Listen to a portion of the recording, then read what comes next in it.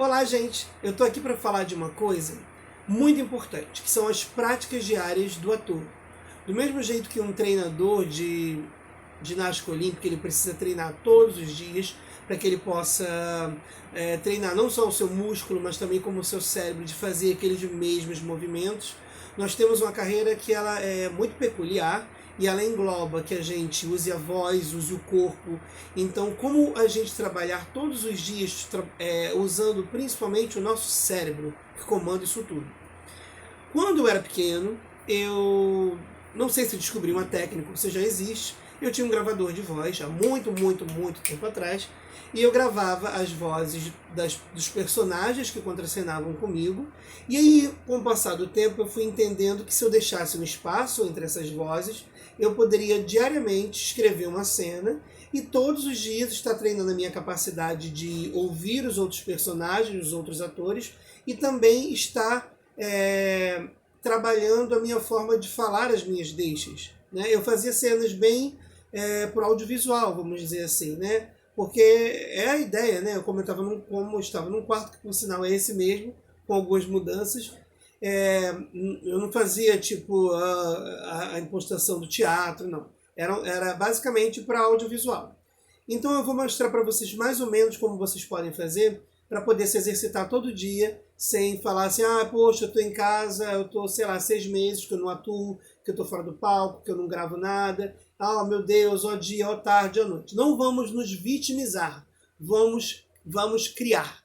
A gente foge de ser vítima, arranjando jeitos de se reinventar. Então, nesse método, não sei se alguém já usa, se usa, que bom, eu só gostaria de explicar mais ou menos como é que funciona. Eu estou com um exemplo aqui com um texto do Gianfrancesco Guarnieri, em memória.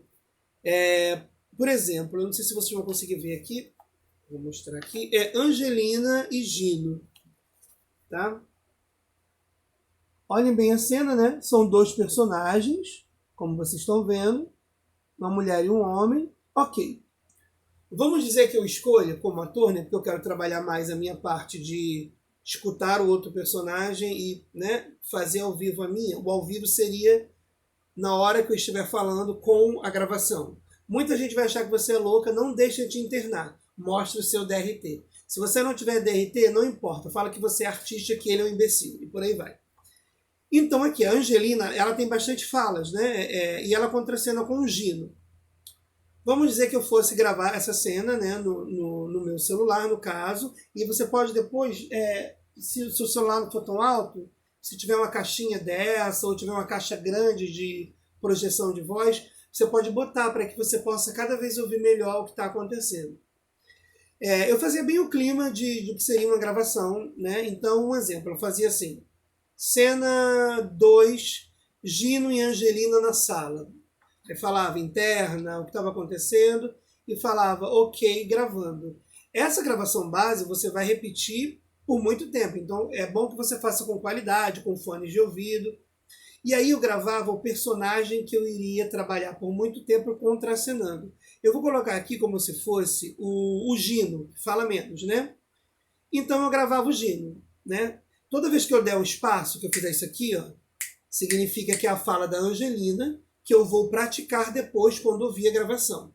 Então eu vou gravar não só o Gino, eu vou gravar todos os personagens que estão nessa cena para que contracenam comigo. Isso é muito bom não só para a prática diária, quando você não tem um trabalho específico como ator, mas também quando você tem um trabalho, você pode pegar a sua peça inteira, gravar as vozes de todos os personagens e fazer tipo um passadão, para não ser, né, se as pessoas sabem o que é um passadão, é aquele ensaio geral, tipo para amanhã já estrear, entendeu?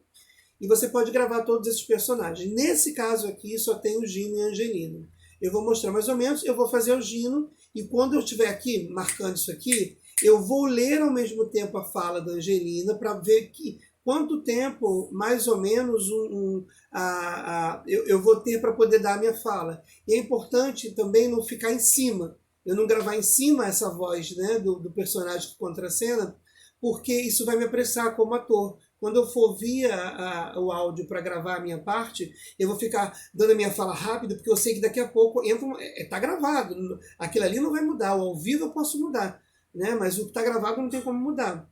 Então, para não me desesperar, eu vou dar um exemplo aqui. Eu vou fazer o Gino, e toda vez que eu fizer isso aqui, é a Angelina falando, e é o tempo que eu estou dando, tipo uns 2 ou 3, sei lá, até 4 segundos a mais. Porque não tem como mudar o que está gravado. Mas na hora que eu for fazer o meu treino, eu posso diminuir ou aumentar a minha fala. Mas o mais importante que eu quero trabalhar é a minha atuação. Então não é bom que eu faça uma gravação corrida.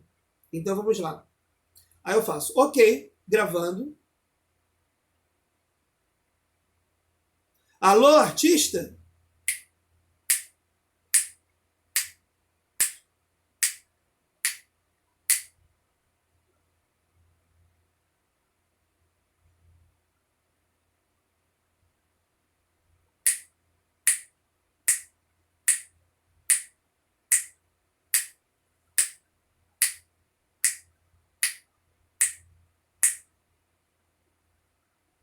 Vamos, dona artista. Não é hora de chorar.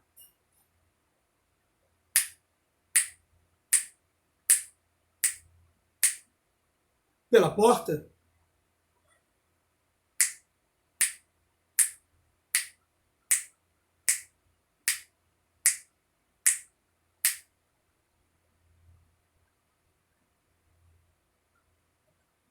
No aeroporto.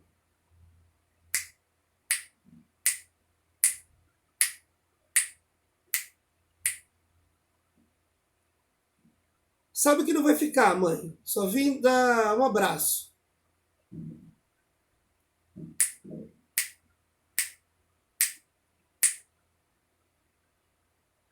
Vivendo, mãe.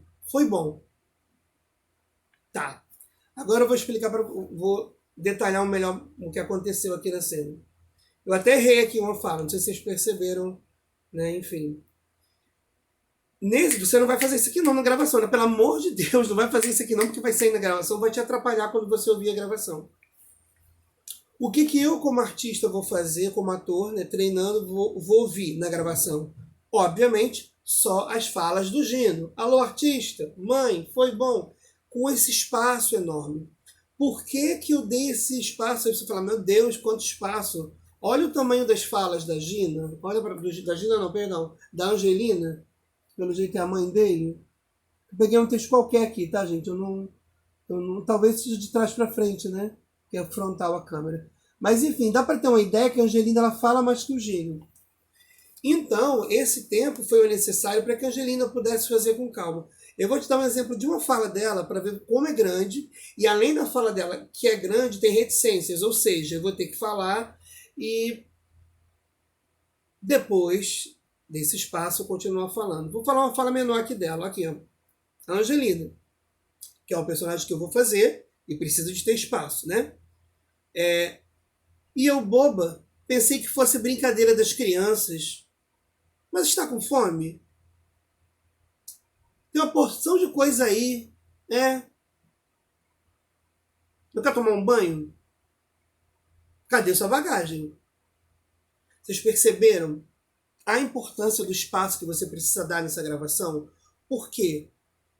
Olha, além das nuances da personagem que você vai fazer todo dia e treinar, tem as reticências que você não pode ficar pensando, meu Deus, eu vou comer o tempo. Porque tempo em texto é muito importante. Eu não sei se eu já falei sobre isso. Eu acho que eu não falei. Dar uma pausa é muito mais importante, às vezes, do que dar o seu texto. Então, se tem uma pausa no texto, se tem uma reticência, se tem uma vírgula, dê esse tempo. É nesse tempo que você respira, que você pensa, e que, pelo menos para mim, é nesse tempo que você se recoloca, não que você saia do personagem, mas é aquele tempo que você se situa sempre, sabe? Pelo menos para mim é como se em algum momento eu não fugisse do personagem. O tempo é o meu tempo que eu posso criar, né? Dependendo do personagem, mas não tenha medo de dar pausas, né? A maioria das pessoas que fazem teste, eu que já fiz alguns testes, né, para o audiovisual e para teatro também, a gente se desespera, né? Porque é um teste, é uma coisa desesperadora, são milhões de pessoas e como não pegar? Então você vai o texto, você fala, não, mas então eu tô aqui, meu pai não me salva. E o mais importante nessa pausa é o tempo que você tem para respirar, deixar a adrenalina ir embora. Não embora que ela não vai, né? Até você saber que conseguiu passar. Mas se situar no personagem. E não porque senão eles vão ver sempre um ator nervoso fazendo um outro personagem. Essa é a minha dica do vídeo 4, seria a dica de prática diária de encenação, vamos dizer assim. Ou de prática diária de escutar o outro, porque você, como eu comecei, né, o canal, você vai estar escutando o outro, que é você mesmo. Lembrando que você não precisa pegar só cenas onde tem 2 personagens. Você pode pegar cenas que tenham 7, 8, 9.